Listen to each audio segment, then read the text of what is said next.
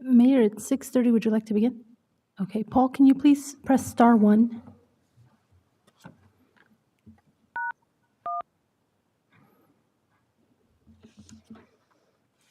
It's not working.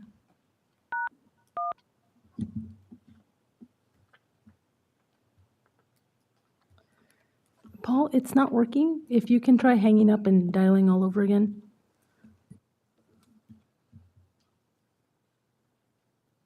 One moment, Mayor.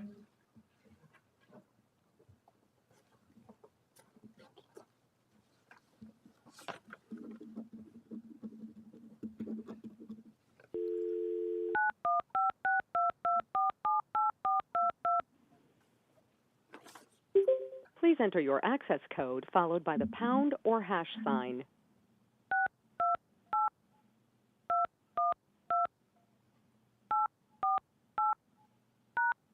To enable audio controls, please enter your audio PIN followed by the pound or hash sign.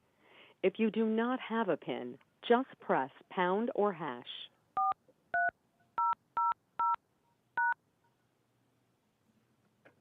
And Welcome to the webinar. There You we have entered as an organizer and may now speak to any other organizers or panelists on the line. We're When you are good, ready Mayor. to begin the presentation, press star 1 to allow all attendees to hear you. This system will notify you once you begin your broadcast. The broadcast is now starting. All attendees are in listen-only mode.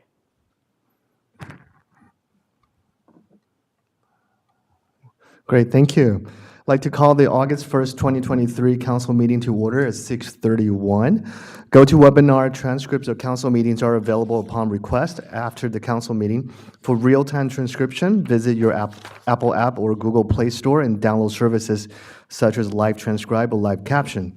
The public is encouraged to join the meeting either online or by phone at the numbers printed on the agenda, which can be found on the city's website at www.diamondbarca.gov or in person at the main auditorium, South Coast Air Quality Management District. We have also allowed public comments to be submitted in advance to the city clerk. If any were received, they will be noted for the record when we get to the public comment period. This meeting is being recorded, and by participating, you are giving your permission to be televised. This meeting will be rebroadcast every Saturday and Sunday at 9 a.m. and alternate Tuesdays at 8 p.m. and archived for viewing on the city's website, again at www.diamondbarca.gov. At this point, please stand for the Pledge of Allegiance led by Councilmember Lowe, and then please remain standing for the invocation by Pastor Troy Wong. Please thank you, Mayor. Please face the flag, hand over your heart. Ready, begin. I pledge allegiance to the flag of the United States of America and to the republic for which it stands, one nation, under God, indivisible, with liberty and justice for all. Greetings. It is, first of all, really nice to be back in this auditorium. And I am appreciative of the opportunity to invoke the Lord's blessing. Tonight's invocation will be based off of a pronouncement made by a pagan king, and it's recorded in Daniel chapter 6, right after this pagan king met the God of the Bible. So let's pray. God in heaven, we acknowledge that all people should tremble and fear before you, for you are the living God, enduring forever. Your kingdom shall never be destroyed, and your dominion shall be to the end. You deliver and you rescue. You work signs and wonders in heaven and on earth, and you save us from the power of sin and death.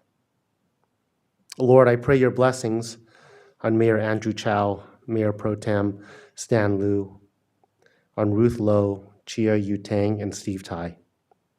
I ask you'd give them the administration of Daniel, the integrity of Joseph, the courage of Esther. Bless our city as you use them. Draw each of them to yourself. Show them your love, grace, mercy, kindness, and truth, and bless their families as well. Thank you, God in heaven. I pray these things in Jesus' name. Amen. Amen. Thank you. Please be seated. City Clerk Santana, can you please take the roll? Yes, Mr. Mayor. Councilmember Lowe? Present? Councilmember Tang? Here. Councilmember Tai? Here. Mayor Pro Tem Liu? Here. Mayor Chow? I'm here. Thank you. We're going to move on to approval of agenda. Mr. Fox, are there any changes to the agenda?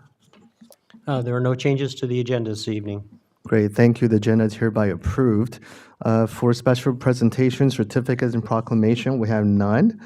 Let's move on to city manager reports and recommendations. Mr. Fox. No additional reports this evening. Great, thank you. So we'll now move on to public comments.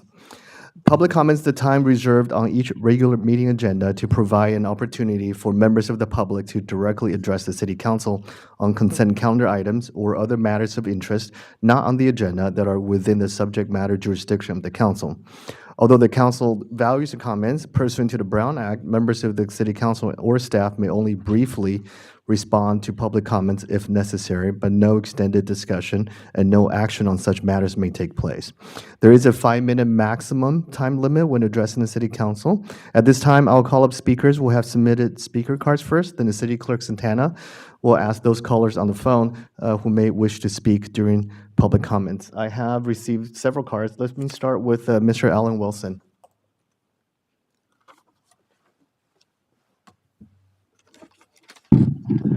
Good evening, Mr. Mayor, members of the City Council. My name is Alan Wilson. I'm a Diamond Bar resident. 27 years ago today, I moved to Diamond Bar for many reasons, financial and economic consideration and public safety consideration. It is a great city to live here for 27 years. However, what concerns me is crime. Crime is a big problem up and down the state.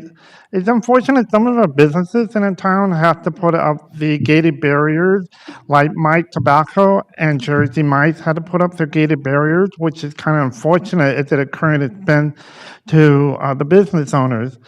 And unfortunately, last Sunday morning, or the following Sunday morning, there were 3 revelers that were going up on the north end of Diamond Bar, and they were congregating at the Oak Tree Lane.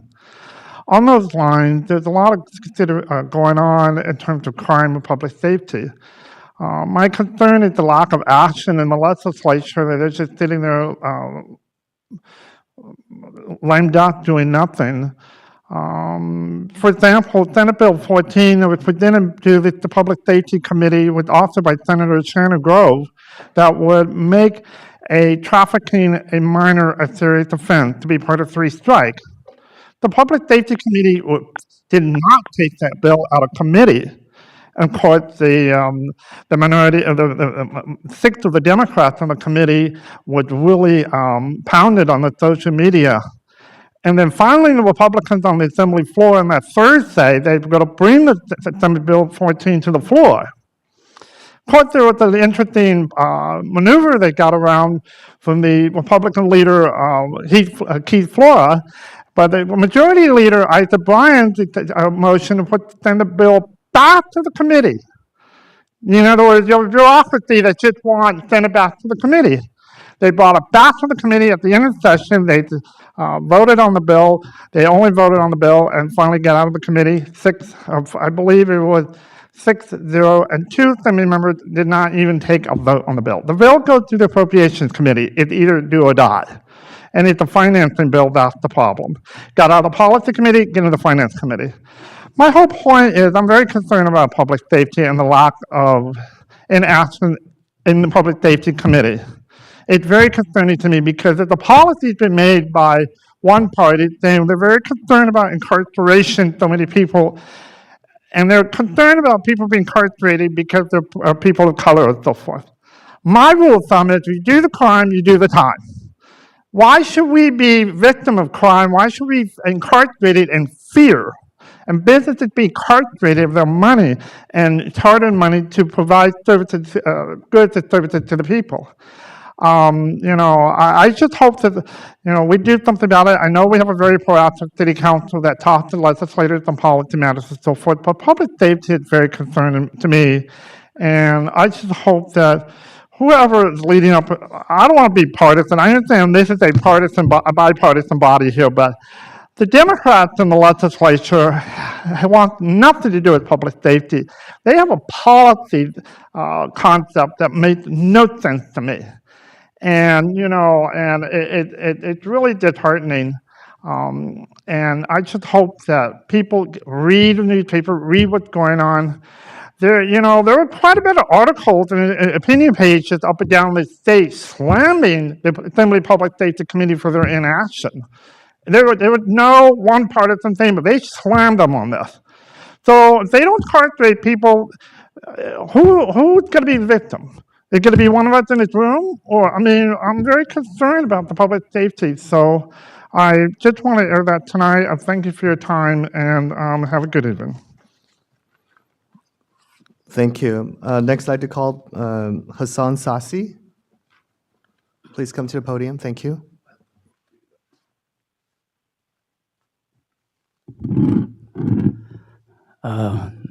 Mr. Mayor, council members, and the attendees. My name is Hassan Sassi. I live in Walnut, not in Diamond Bar, but I use facilities in Diamond Bar. We have a lot of common things in Diamond Bar. It was brought to my attention a couple of weeks ago by this gentleman sitting right next to me that there is a plan, 2024, downtown Diamond Bar.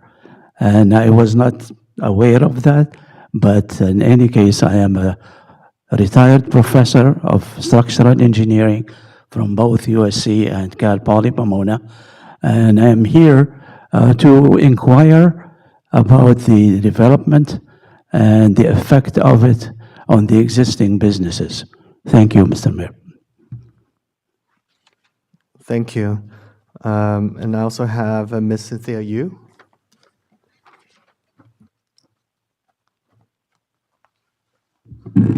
Good evening, Mr. Mayor, Mayor Pro Tem, City Council members, city staff, and members of audience. My name is Cynthia Yu from Diamond Bar Library. I'm excited to share with you some of our upcoming programs for August. Get ready to explore the wonders of chemistry this Saturday at 2 p.m. Enjoy a special presentation packed with life science experiments, physical and chemical reactions, and lots of surprise and fun. This program is for children ages 5 to 12 with parents or caregiver and sponsored by Diamond Bar Friends of the Library. And teens, join us to celebrate the end of summer with ice cream and ice cream themed painting. You'll enjoy a sweet treat while you create a sweet work of art in a fun and relaxing atmosphere. Also, please join us as we learn the history and basics of making handmade paper with artist Laurel Coles. Then make your own paper using color shapes, flowers, and yarn. Spend an hour decompressing with this relaxing, tactile, and fun program. This program is for adults and also sponsored by Diamond Bar Friends of the Library. Please visit our website, lacountylibrary.org, for more program information. Thank you. Thank you so much. And those are the only speaker cards I have. So if you're in the audience and wish to speak at this point, please make sure to submit a speaker card. Could you check the phone and with any emails received? Yes, Mayor. There were no emails submitted for public comment, and if any member of the public joining this meeting via teleconference would like to address the City Council, please select the raised hand icon in your GoToWebinar program now. And there were no hands raised, Mayor. Great, thank you. Last call for public comments, or forever hold your peace. Thank you. All right, so we're going to close public comments, and we're going to move on to our scheduled future events. Mr. Fox? Good evening, Mayor and Council. Scheduled events, we will be wrapping up the summer concert series tomorrow evening with Diamond Bar Night Out in Summit Ridge Park. Join us along with our public safety teams for the concert featuring Creedence Relived, a CCR tribute band, and the movie DC League of Super Pets. The concert starts at 6:30 p.m. with the movie following at 8. The Planning Commission will be meeting on Tuesday, August 8th, starting at 6:30 p.m. in the Windmill Community Room at City Hall. Coffee with a Cop will be held on Tuesday, August 8th from 5:30 to 7:30 p.m. at Paris Baguette in the Plaza at Diamond Creek on Golden Springs at Brea Canyon. And the always popular free paper shredding event will be held on Saturday, August 12th, 9 a.m. to 1 p.m. in the AQMD parking lot. And our next City Council meeting will be August 15th at 6:30 p.m. here in the AQMD auditorium. Thank you. Let's move on to consent calendar. Mr. Fox. On the consent calendar this evening, you have approval of the July 18th study session and regular City Council meeting minutes.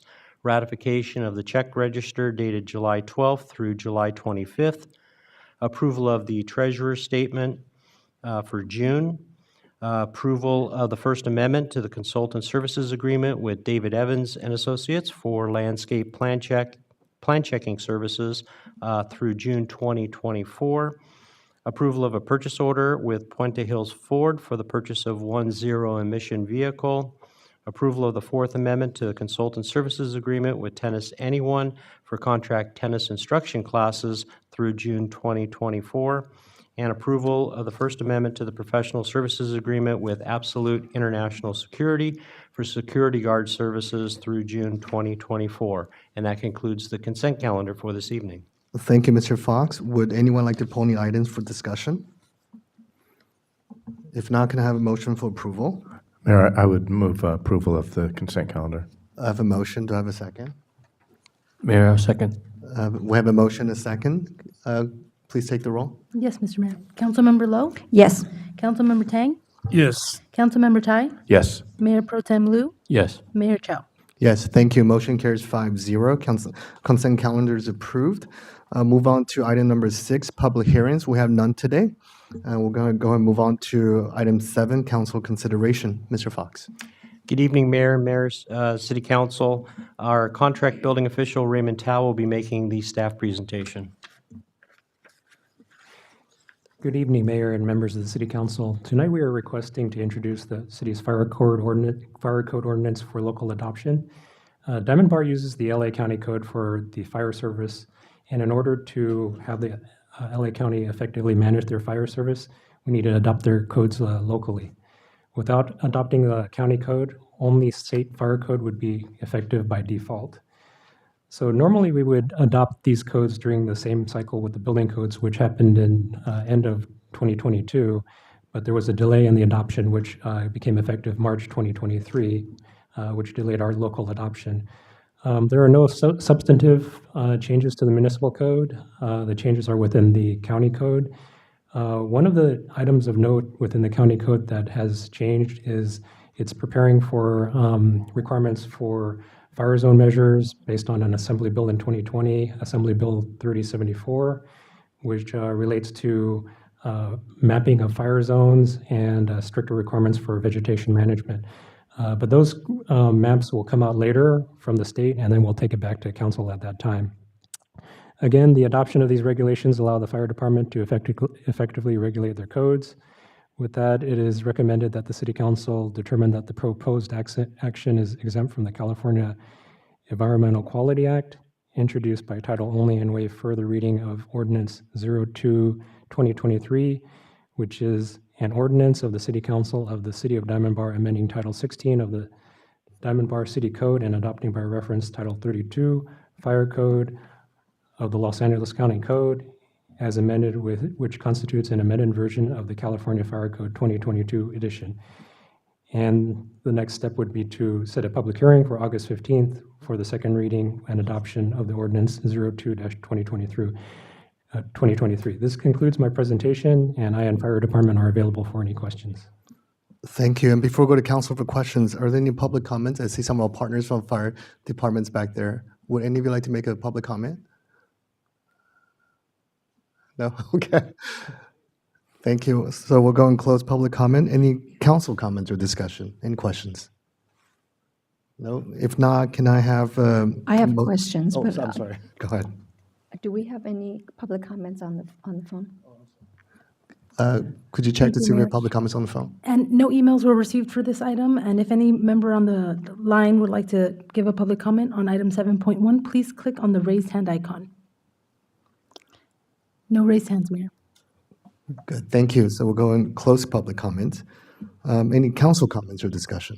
I have a question, Mayor. Please. Okay, thank you. I just want to thank staff for your work on this. This is really quite a large code, and there's lots of things in it. It was quite a job reading. My question is this: it provides for many fees and permits that are required by this fire code. Can you explain to me how that works in terms of who collects those fees for, an open fire permit or bonfire permit and the like? Yes, that is collected by the fire department. Basically, previously, the fire department did not have all of the fees available, and they were doing some of the work without any fees collected. This is cost of doing services, equaling their amount of work that they're producing. And if you have any further questions on it, I'm sure fire can chime in on it. Yes, I would actually. So we're talking that about if we adopt this code with the fees, our residents will be paying for permits that they have up until now not been paying for? Yes, that would be correct. There are fees that were not set before, and there are new fees that are cost of doing business. Okay, let's have rationale for that. Is there anybody who can speak to that, please? Yeah, I may want fire to respond to that.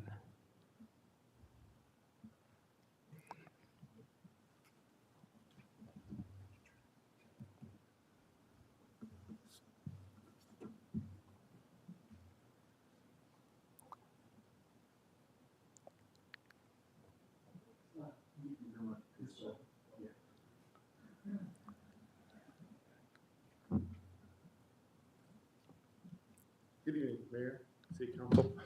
Engineer Josh Costello from the County of Los Angeles Fire Department Codes and Ordinances Unit. To answer your question, in 2017, we began charging fees for the vast majority of our permits for which we had not previously charged fees. And we are governed by the state of California in such that we are not allowed to charge anything more than what it costs us to provide that service. And this is in line with the vast majority, if not possibly all, of the fire protection agencies in the state of California. And so the fees that have been restructured have either been to be more accurate and equitable in terms of what service is being provided. And so certain fees may have been split out into more precise subcategories. And in some cases, we have been able to combine fees so that might be more accurate for the line item in question. I don't know if that answers your question. Do you have any follow-up questions? Oh, sure. So, so are these fees that are imposed in this ordinance that we're looking at, is that imposed by the state, or are these fees in excess or below what's imposed by the state? So the state does not provide these services. They rely upon the local fire agency to provide the services, and as such, the state statute allows the local agency to collect fees for cost recovery purposes. So since we, as the local fire agency, are providing the service, we are the ones who collect the fees as cost recovery. And was such a cost recovery analysis performed prior to setting these fees for, and I assume it's for this Southern California area, or is it just for San Gabriel Valley? So that's kind of a two-part question. So the fees were developed based upon the cost to our specific agency, being the Los Angeles County Fire Department, and they're based on the wages and benefits of the personnel conducting the services. And that's uniform across the county, is that correct? That's correct. We don't have city-specific fee rates. They are the same across the fire protection district. So, so how would it work if somebody wanted to get a permit? Do they come to the city of Diamond Bar, or would they go directly to the fire department? I'm just trying to figure out the logistics of it and what it would entail to comply with this statute. So the permits are issued by the jurisdictional fire prevention unit, which we have different units depending on the specialty in question, and some are just what we refer to as the area office that has the non-specialized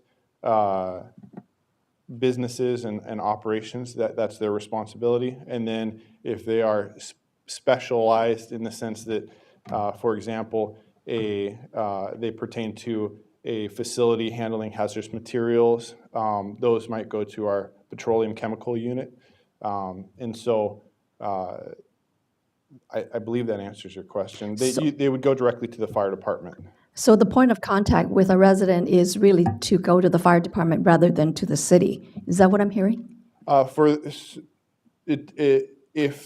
the area office in question is co-located at a city facility, then it would be to go to the specific fire prevention division office of the Los Angeles County Fire Department, which are located in proximity to the areas for which they're responsible. Mayor Lowe, if I may, I believe that most of the application fees that are part of the code, they would be going to the facility on Grand Avenue up by where the old library was. So they make a stop at City Hall, and then from City Hall, our staff directs the resident to the fire department. Yeah, or the contractor or developer, for the plan checking, correct? Okay, great, thank you, that helps me. And then are there any part of this code that is a dual jurisdiction between the city and the fire department? I don't believe so. I'm not sure if I quite understand your question, but I'll take a try at it. I believe what you're getting at is whether or not the fire code, who has the responsibility to enforce the fire code? Exactly. Yes, that is governed by the state statute to be given to the fire authority having jurisdiction, being the fire authority, the regular organized fire department providing fire suppression services. That is the default. Excellent, thank you. Thank you very much. That actually brings up more questions. So I see on the fee schedule, it's $390 for a lot of activities. So for example, bonfire, what does that actually mean? If someone wants to start a bonfire in the backyard, they need to obtain a permit? No, we don't allow a burning of a bonfire in a residential backyard. It would be more for, say, maybe a homecoming game or something where a high school might desire to have a bonfire, and there are regulations required by the state fire code regarding those types of activities. Thank you. I have a question. Go ahead. Speaking of bonfire, the term bonfire, as I know it in the resident area, we talk about bonfire, could be from a stove or someone puts a log in this. And however, a bonfire in a college campus or maybe a high school would be like this massive thing. How do we determine a bonfire? What does that mean? So the California Fire Code has a definition for the bonfire, for what a bonfire is versus other types of what they might deem as a recreational fire. And they're very specific. They have to do with the diameter of the fire and the height of the fire, whether or not it's qualified as a bonfire, and then the provisions that regulate such an activity are commensurate with the hazard that it presents to the surrounding vegetation or structures or people. Thank you.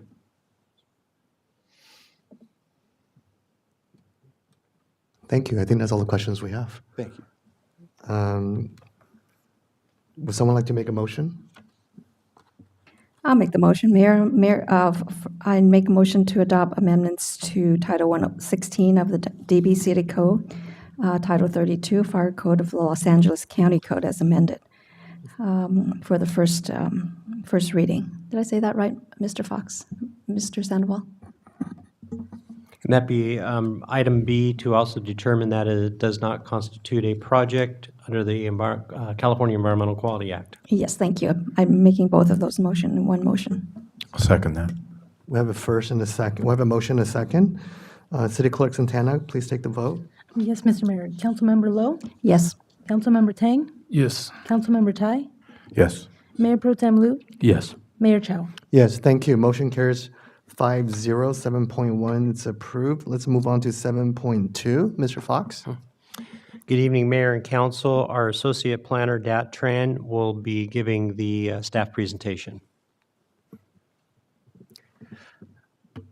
Good evening, Mayor and members of the City Council. So the item before you tonight is Agenda Item 7.2, is for the review of the proposed sidewalk vending ordinance. Okay. So the intent of the ordinance is to address some of the impacts of sidewalk vending activities that have been occurring in the city by updating our Title V business licensing portion of the Diamond Bar City Code.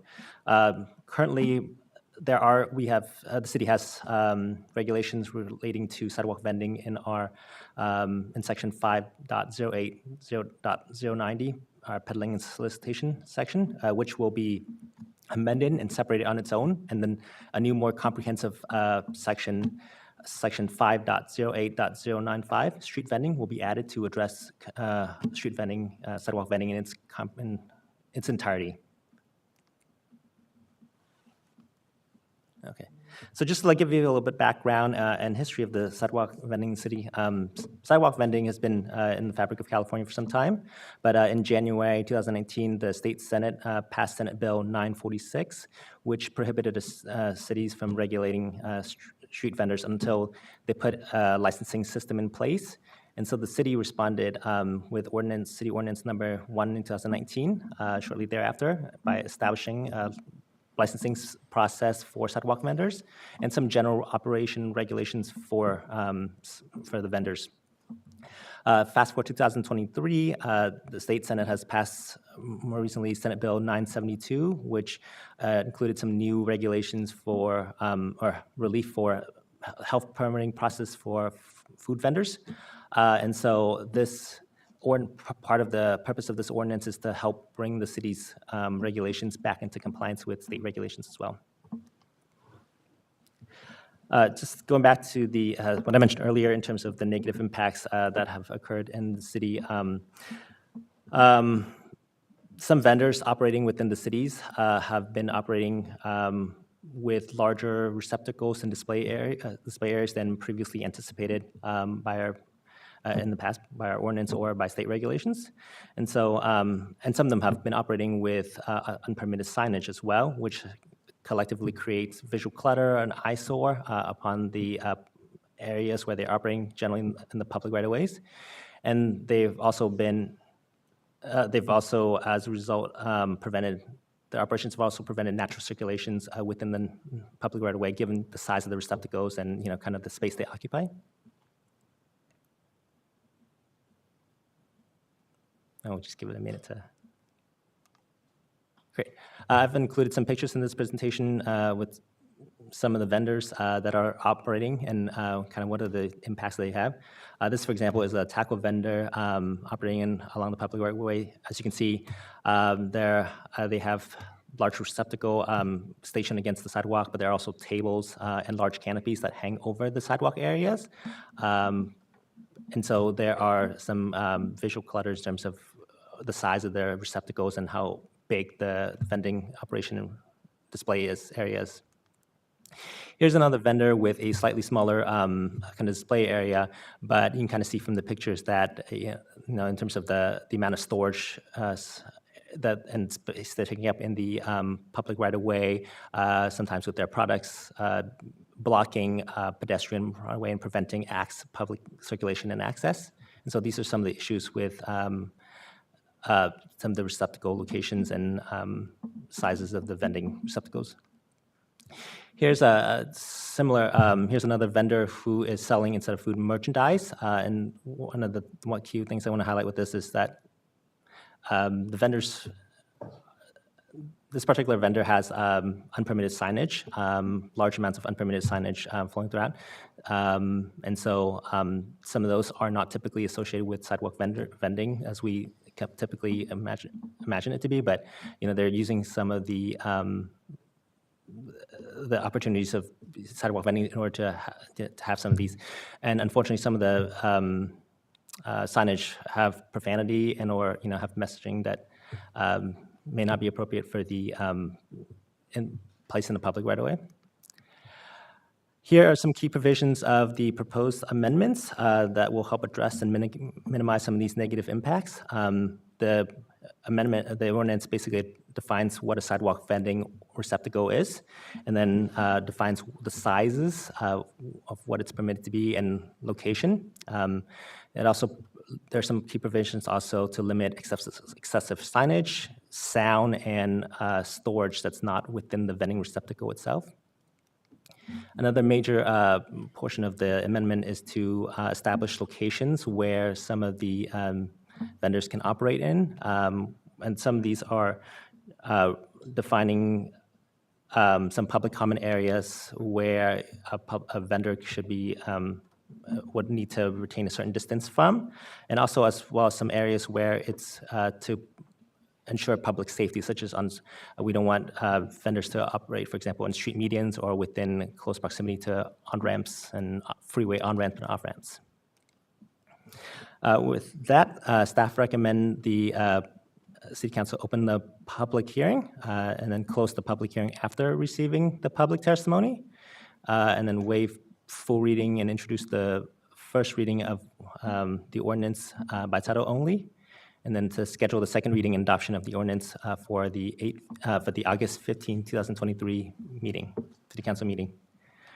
With that, staff concludes the presentation and available to answer any questions you may have.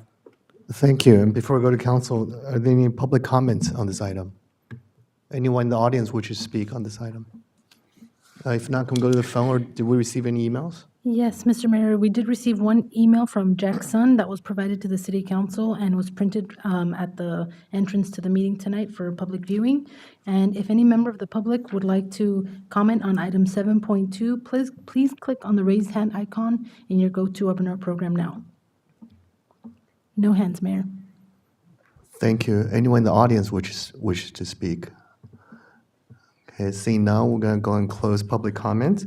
Are there any council comments or discussion? Question? Please. Thank you. My question is, I just wanted to know what was the thinking of one of the limitations. You have a slide about the sidewalk vendors cannot be within 100 feet of a place of worship and a child daycare facility. What was the thinking behind not including schools in that list? I'm sorry, if you give me 1 second, let me take a look at that.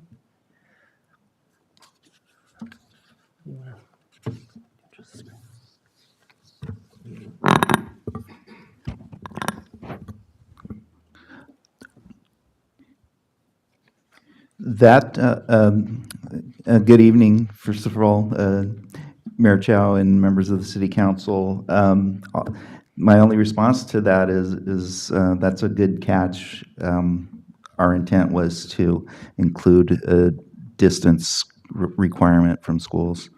It is included. I'm sorry, it is included on subdivision F, section 19F, page 6, or packet, page 453.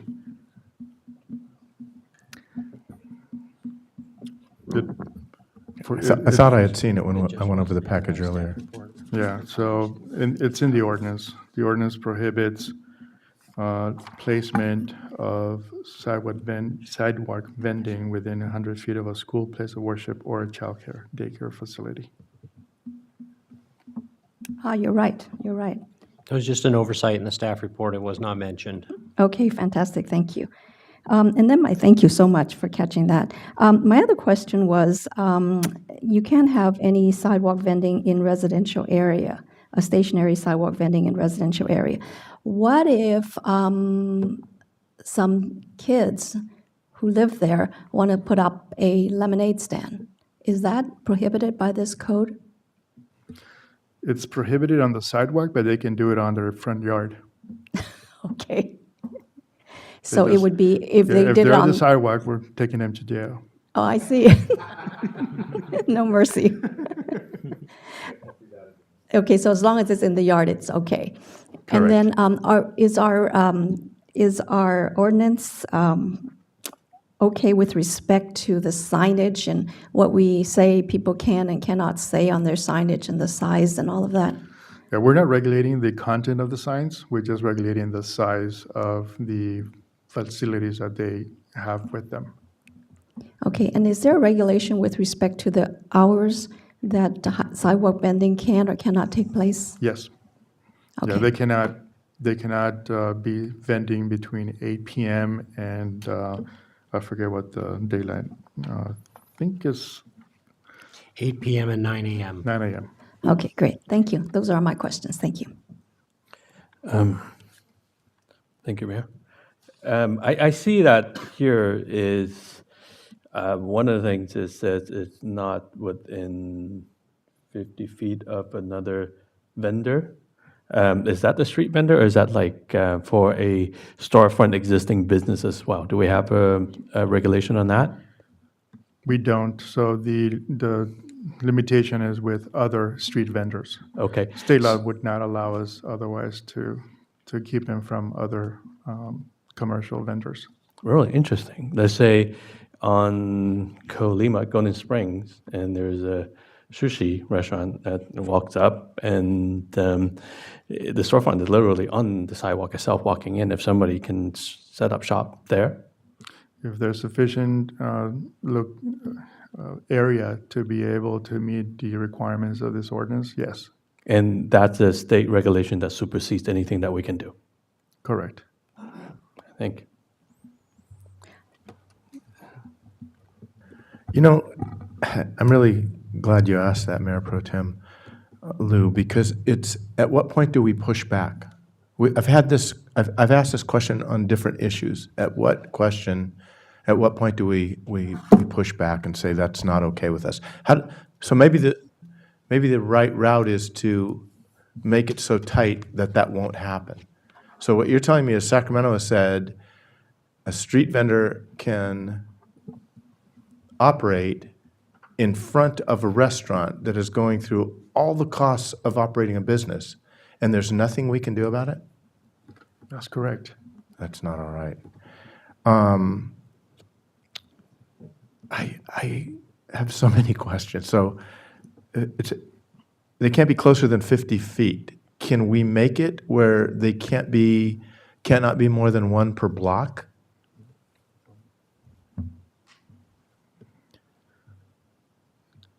So the state law says that we can adopt regulations that are reasonable and that are geared and specifically address public health and safety. So the answer is yes, we could. Good. We would need to make a finding, and there is a finding in the ordinance by the city council that these regulations are in compliance with state law and also for purposes of protecting public health and safety. I think the last time I asked staff to do something, to send somebody out and take care of street vendors, was at Diamond Bar Boulevard in Golden Springs, say, on the sidewalk, so they're close to the curb. What could go wrong? You're going to have people standing in the street? You're going to have people stepping off the curb? I get that Sacramento has taken away so many of our decisions, but to be able to say to somebody, this is Diamond Bar, that's not the way we do things. How do we get around this? I'm sorry, I'm going to wax philosophic here. In 2009, I think it was, there was a Triangle Fire. And because of that fire, the Diamond Bar Community Foundation Gala was canceled for a variety of reasons, public safety, number one. The Diamond Bar High School gym was the emergency center. People spent the night there. It was pretty well taken care of by the time people were up in the morning. And the decision was made by the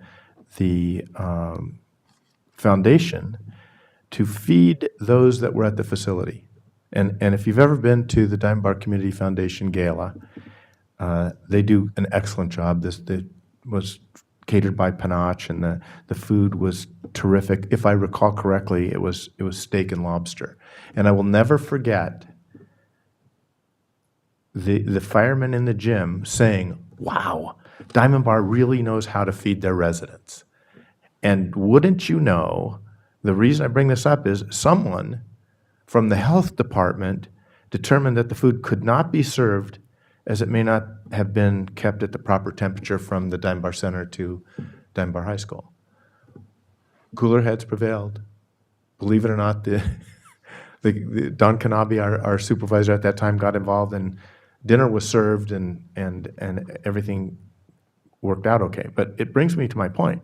Who is going to monitor the street vendors as stringently as they tried to monitor us at Diamond Bar High School? Whose job is that? It's not Sacramento.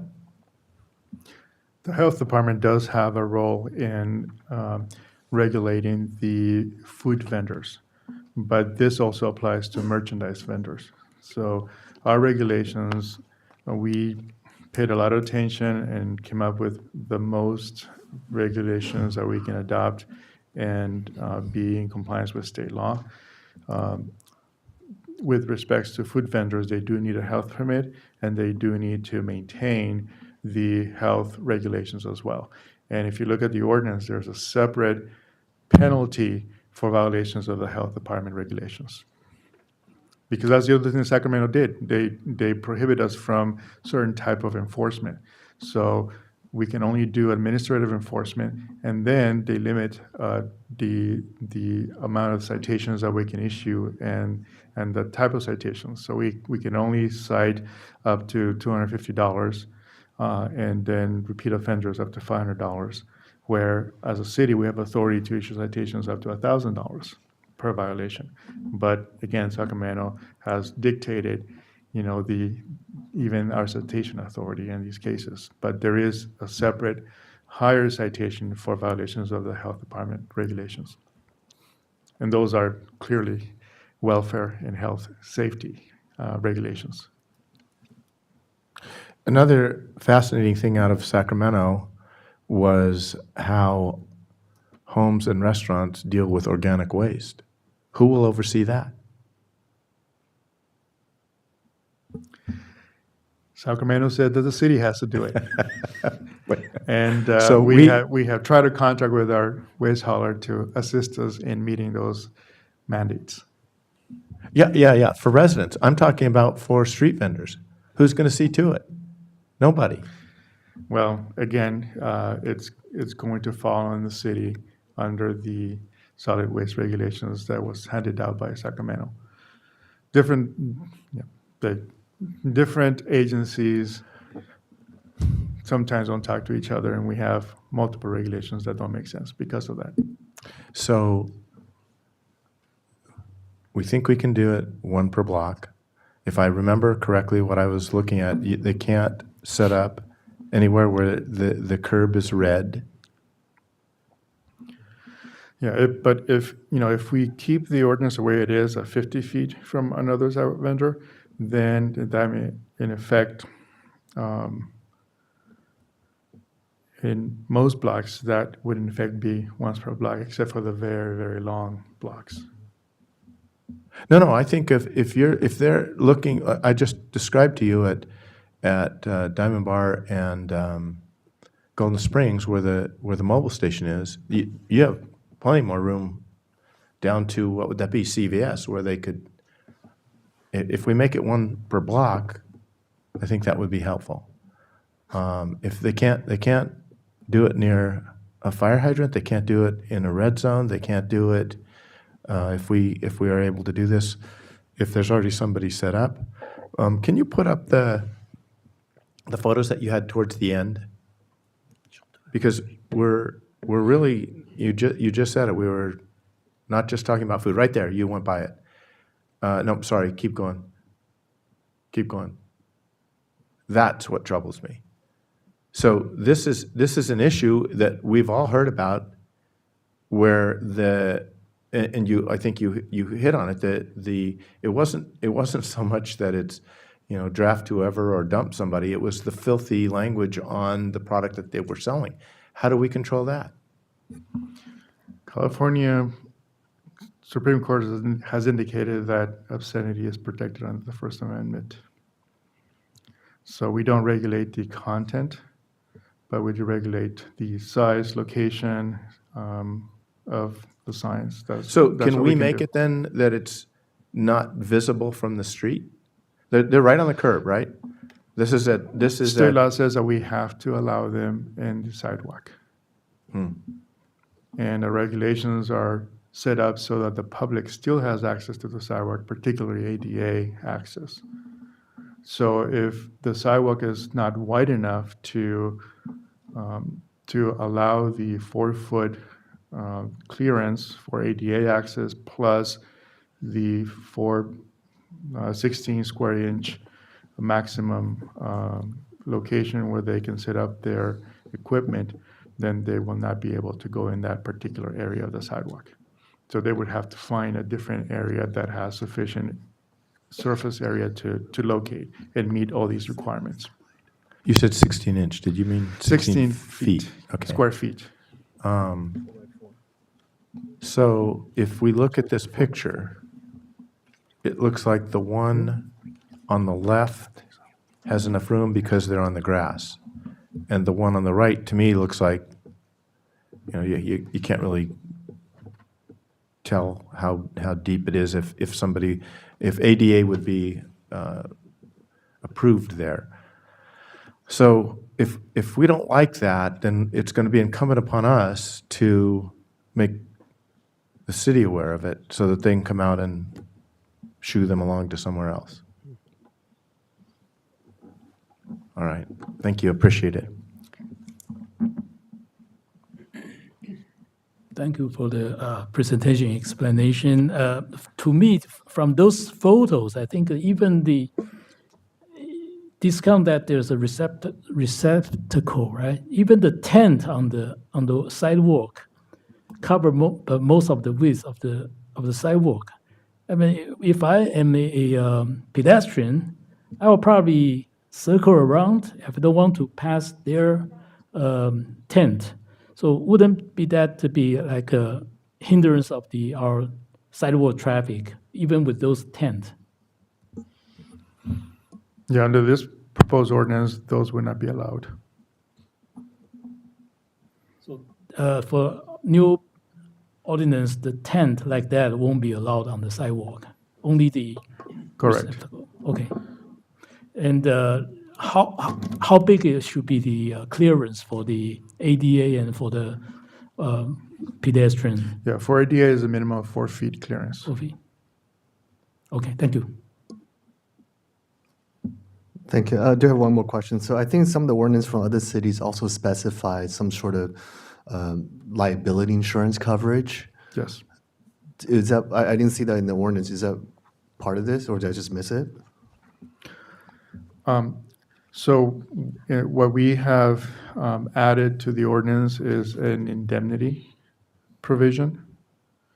And in terms of liability coverage, that promotes commercial enterprises like franchises as opposed to what the state is trying to promote, which is individuals to have their businesses on the sidewalk. So we can't require individual business owner to carry liability insurance? I mean, if we're talking about public safety, if they're setting up shop at the sidewalk, someone steps off the curb and gets hit by a car, I want the vendor to be held liable. Are we not able to require that for individual business owners? Yeah, I'm blanking out and forget whether the state law would allow us to require insurance. I know under the first bill, we had required insurance. I'm almost positive some other cities have that requirement. I'm almost positive. I think that can be part of the Mayor, application process. Mayor, yes. we do have a requirement that they indemnify and hold the city harmless for use of the right-of-way. And that would be spelled out also as part of the application that they would complete. Right, and I think in addition to that, they should carry some sort of liability insurance. Much like if someone rents a barbecue pit at one of our parks, we require them, if over a certain number of people, require them to carry a liability, at least for that day. So I think even just requiring on the day that they operate to have some sort of liability insurance, would that be possible? I would have to double check the state law to see if that's possible. I don't recall there being a prohibition against that, and I'm not sure whether our permit actually does require the insurance.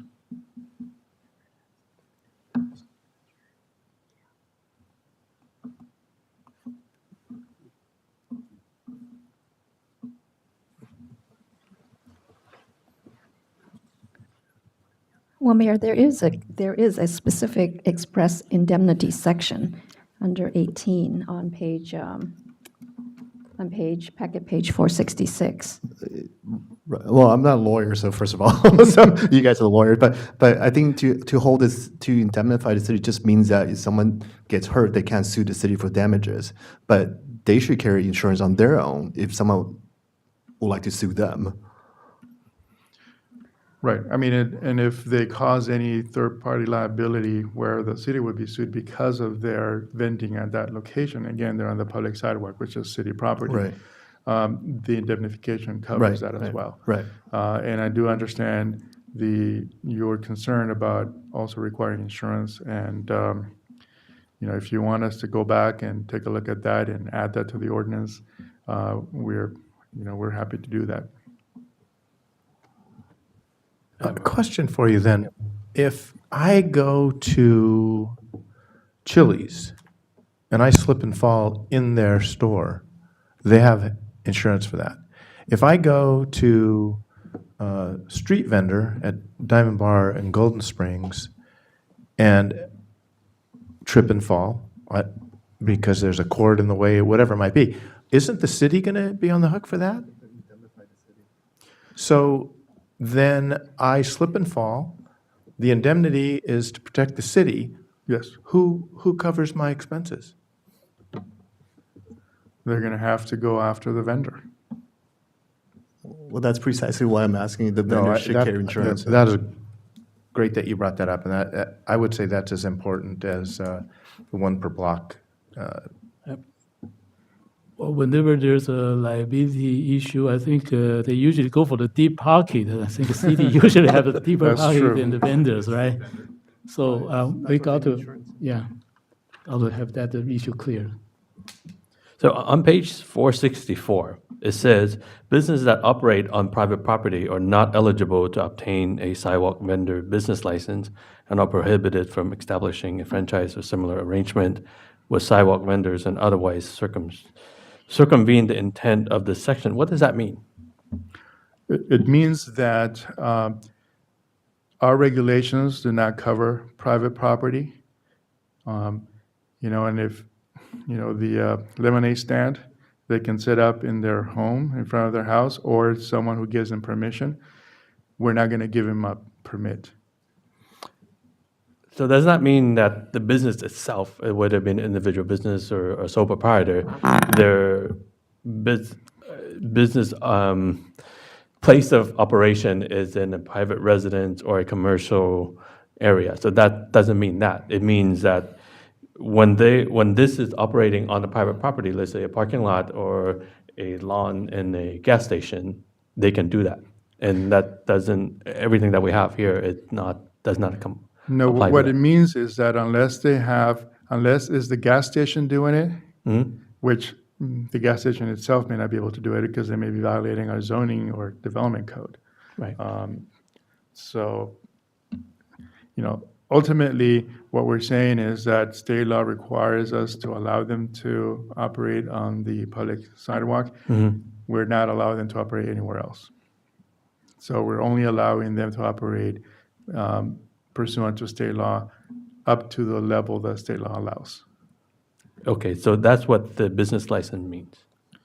Business license is required of all persons who are actually conducting business in the city. Right. Okay. Thank you.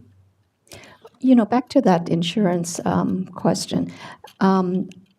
Respectfully, I take a different view on that for insurance. And this particular bill, it's Senate Bill 946, and it was, the proponent is, I think it was it Gonzalez? Anyways, under section 1, 1A6. 1A6 is that, the whole preamble of this, this legislation is to encourage sidewalk vending because there are individuals who don't have enough capital to enter a formal business economy. So they can start off with a vendor, a small cart or a small thing that they sell, and that they can then work their way up and enter our formal economy. And this bill is to encourage that. And I think, personally, I think that that's a good thing. And this bill encourages, it actually tells the cities you can't put up unnecessary barriers for someone who would like to enter the formal economy by starting as an entrepreneur. And to me, I've bought insurance before. It costs an arm and a leg. And as we all know, if something happens, the first thing they do is not pay you. So to me, it's a barrier to someone who might want to start a business, start a small, to join our economy.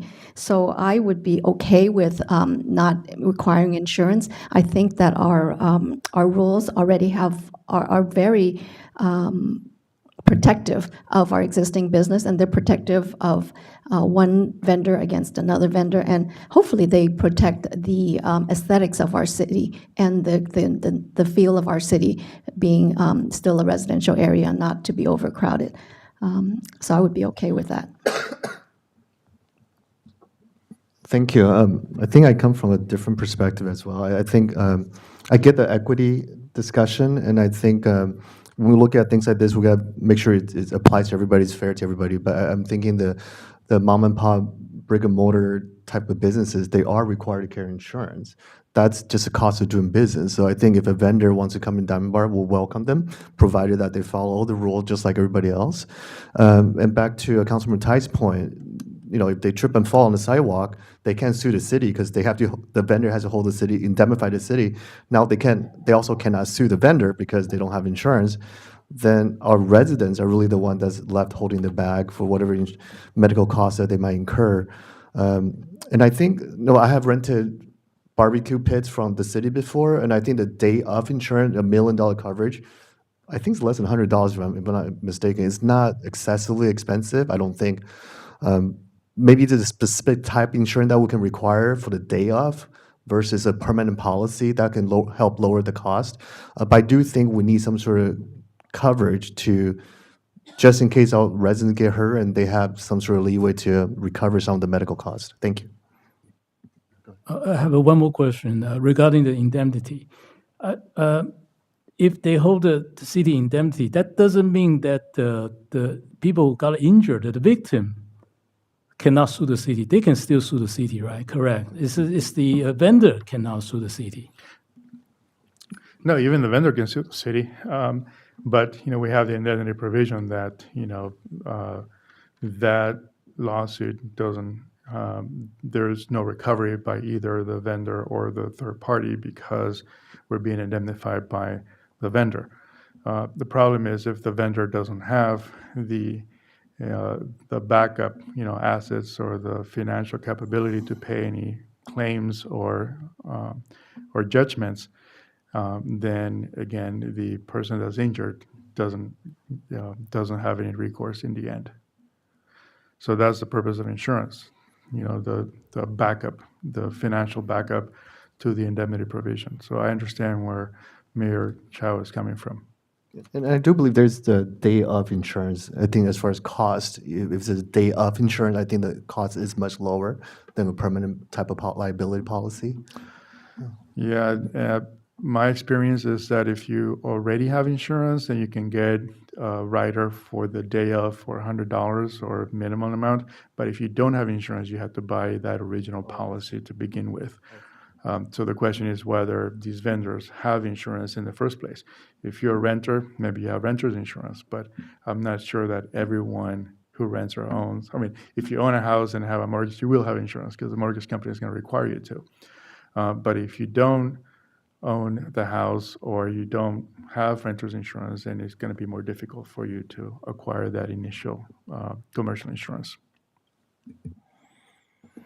I would respectfully disagree with Councilwoman Lowe.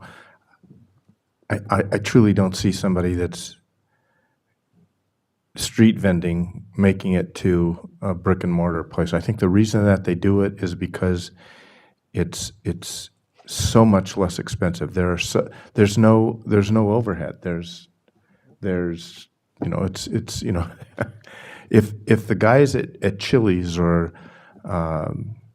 Kiala, or take your pick, didn't have to pay rent and didn't have to pay insurance, and they're either they would become much wealthier or their prices would drop appreciably.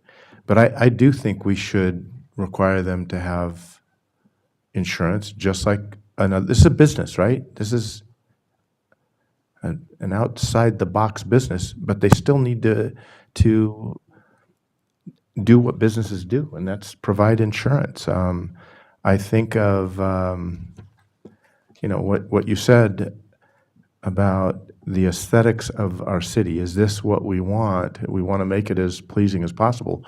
But when we moved here in 1983, Diamond Bar was certainly a different community, and it was.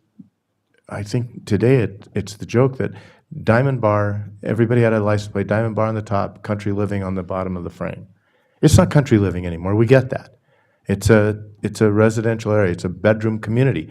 But do we really want it to be the community of street vendors? Speaking for myself, I don't. So how do we tighten this up so it's very difficult and still, Mr. Sandoval, as you said, it has to be reasonable. So is it reasonable to say one per block? Is it reasonable to say you must have insurance? I borrowed my son's car the other day. I have to have coverage so I can drive his car from La Habra to Diamond Bar, use it, and I don't think I had it 24 hours, and then you have to say, okay, I'm no longer using it. Oh, well, please send us an email that you're no longer using it. So if I have to do that simply to borrow a car, I think that it's reasonable to ask street vendors to do what is necessary, and if they meet all the criteria and everybody's safe. We haven't even talked about the food being safe, but everybody's safe approaching it, then we'll go from there. But I do think that's necessary.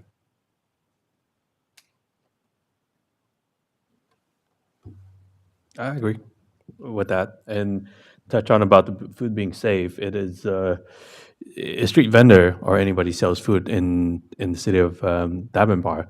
They have the responsibility to create safe food. What if something that a Diamond Bar resident eats something and it doesn't turn out to be that well? So it sounds like we have at least consensus to add that to the ordinance. Yeah.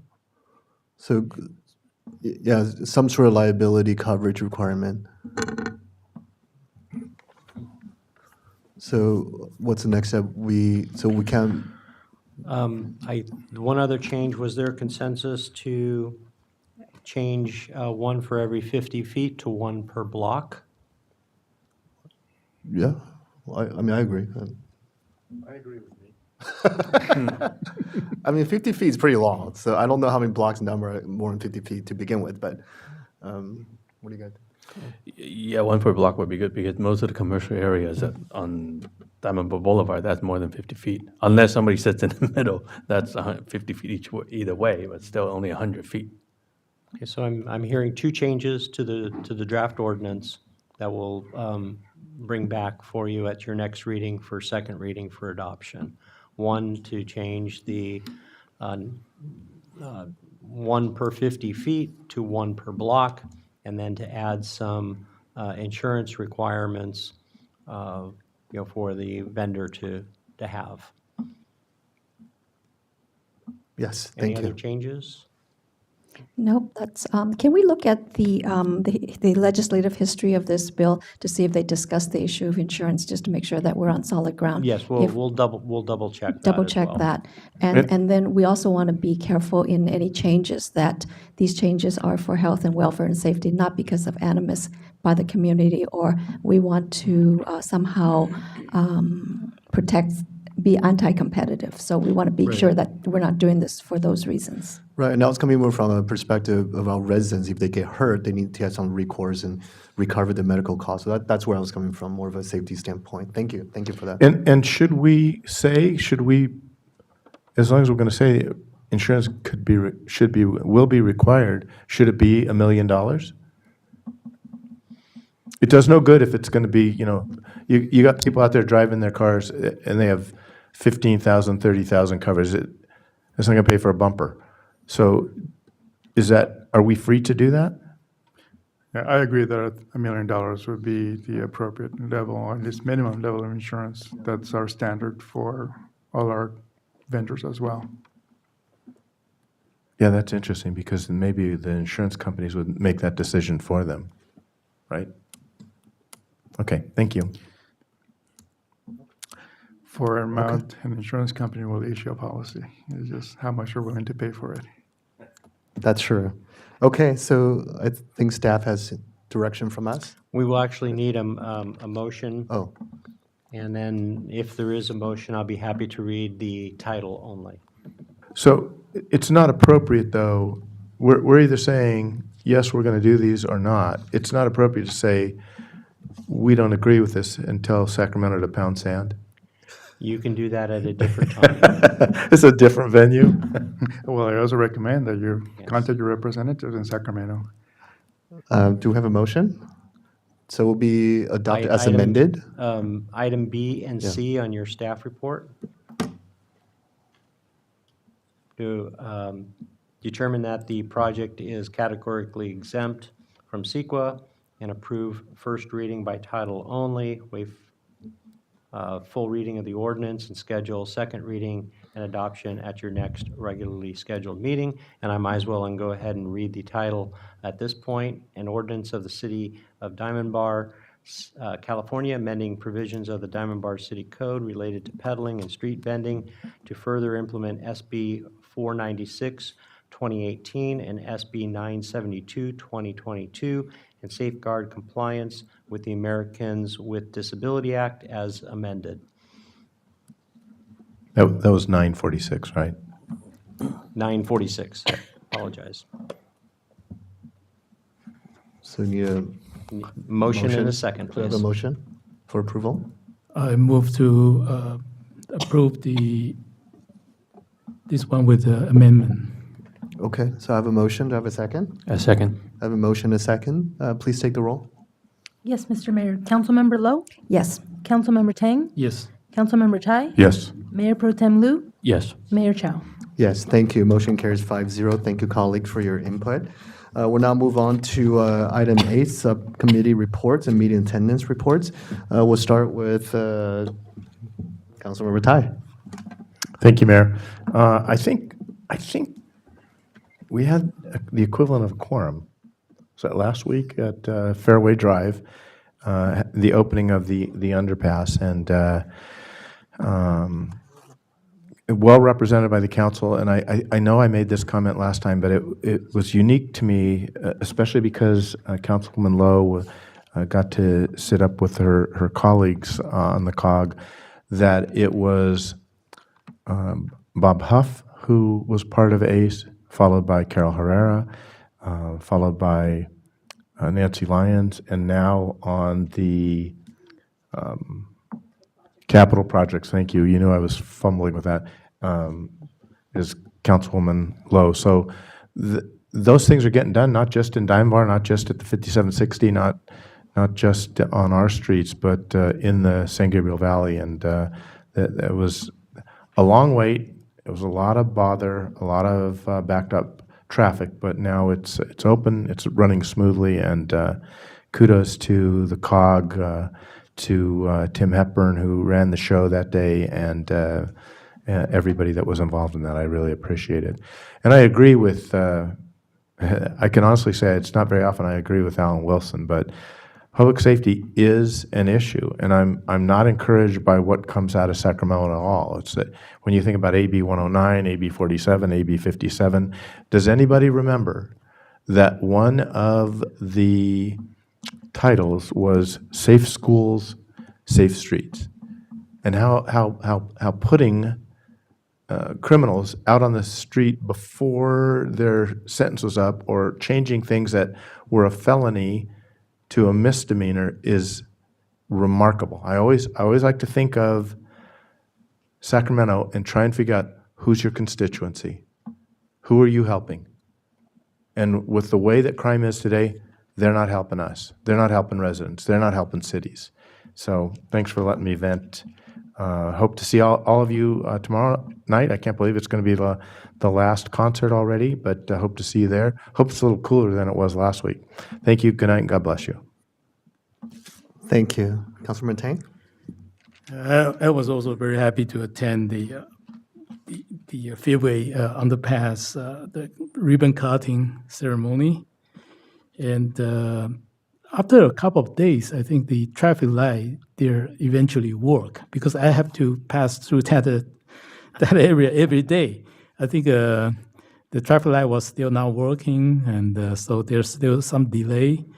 But after so many years, that I think many residents here in Diamond Bar will be just like me. Will have to go through like Roland High, Hacienda High, through that area many times, and we will feel some relief with that construction finished. However, I do believe that there's still another one on Fullerton that's been delayed for so long. So here, I think I want to wish that that construction will be completed very soon, and so that we won't have and knowing that there will be another big development in that area to slow down the traffic, so that the completion of these two underpass will help to relieve the congestion in that area. That will be good for our citizens. Thank you. Thank you. Councilmember Lowe? Thank you, Mayor, and thank you, council members Tai and Tang, for your comments on the great separation over at Fairway Drive. It really was a long time coming, and we're just really glad that that is finally completed. Interestingly, there was a taco truck being served at the opening. I wonder if that would pass our sidewalk vending. Oh, but that's Walnut, but that's okay. Anyway, that was a joke, actually. Okay, so anyways, it was a really great turnout, and we're really grateful. City of Diamond Bar is really grateful for its partners in getting that done. City of Industry, Walnut, Metro, Caltrans, Union Pacific, just a lot of partners, federal funds, state funds, local funds. There was a great effort in collaboration in achieving that, the completion of that that construction, and with the great separation, as despite the kind of little kinks in the beginning, we expect the traffic to move safely and smoothly and quickly, as well as safety for pedestrians, and of course a time saver. This afternoon, many of us from the council were at Maple Hill Park, and I think I'll let the mayor and Mayor Pro Tem talk about that, but we were there to celebrate not the completion, but a very giant step that we were able to take to work on the upgrades of Maple Hill Park, since we already put that in our budget. So I'll let them talk about that. And again, I also agree that that we really need to emphasize public safety in our city.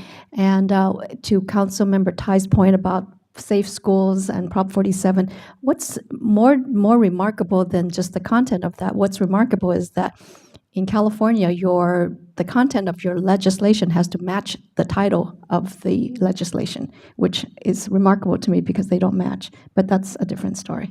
Anyway, I would hope that our folks in Sacramento, and we should be talking, as our city attorney mentioned, we do talk to our legislators as we did this afternoon. I really think it's incumbent upon us to express the concern and the passion of our residents for public safety, and that they really ought to push laws that protect that, rather than either vote against it or, even worse, be absent themselves. That's actually, a dereliction of duty. So we need to really bring that to their attention, that this is what we care about. The thing with the child trafficking, that should be a strike. Why not? It's a horrible thing, and it should be a serious and violent felony with serious consequences. So I think that we should encourage our legislatures to support that. And finally, tomorrow night, it's the final concert. It's National Night Out, which just on the heels of talking about public safety, it's the night that we have lots of law enforcement there. We have the fire department there. It's a night to thank and celebrate the work that they do, learn about it. They'll be sharing their equipment, which is just awesome, and just learn about how they impact our community and get to know them. So I invite everyone out to our final concert at 6:30 in the evening. So with that, I'll say goodnight. Thank you, Mayor Pro Tem. Thank you, Mayor. Thank you, staff, for the wonderful presentation. Yeah, we thank Senator Bob Archuleta for your leadership and support in getting the funding to build the park in Maple Hills. And I'll let Mayor Chow to talk a little bit more. And I'd like to thank a resident, Jody Roberto, and her efforts in getting the funding and working with our state legislature and communicating with that. So yeah, tomorrow it's our Diamond Bar Night Out, and look forward to seeing everyone there. And with that, I'll say good night. Thank you. Thank you. I'd like to go last, so I don't have to repeat what you already said, but just real quick. So the Maple Hill Park project came about from one of our residents who really advocated for the park improvement, and we were able to work with the staff of Senator Archuleta to actually get state funding that's been signed into law. So we will go and start the project first and then get reimbursed. That's the way I understand how that works. So I want to thank Senator Archuleta for his support of our project. And I believe he will be at the concert tomorrow night, so we can thank him in person. It's been a busy few days, actually. Yesterday, I had the opportunity to join Mayor Karen Bass and Supervisor Solis at the Getty House, which is the mayor's residence, to talk about and along with a few other mayors from around the area, to talk about issues impacting our region. And not surprisingly, homelessness was top of mind for everybody. Mayor Bass mentioned that there's 27,000 people experiencing homelessness just in downtown LA, and about 60,000 throughout LA County. So although I understand that we have our own issues, but compared to some other areas where I guess we're a little bit more fortunate. But they did commit to providing more beds, more mental health care facilities, more wraparound services. But all this obviously is a continued struggle for all of us. And earlier, City Manager Fox and I had the opportunity to sit down with our Congresswoman Linda Sanchez, along with some other mayors from her district, also again discussing issues that impact our community and our region. And again, homelessness came up, and again, infrastructure came up. But I want to share that we were told. Can I share that? So we had asked for 1.5 million to renovate our heritage park, and we were told that we actually got $500,000. So it's not the full amount that we asked for, but it's good. It's better than nothing, so we'll take it. And again, she's also scheduled to be at the concert tomorrow night, so again, we can thank her in person. So with that, I'm going to say good night, and thank you all for being here. Thanks for being part of the process. The time's now 7:53, and we'll go ahead and adjourn the meeting. Thank you.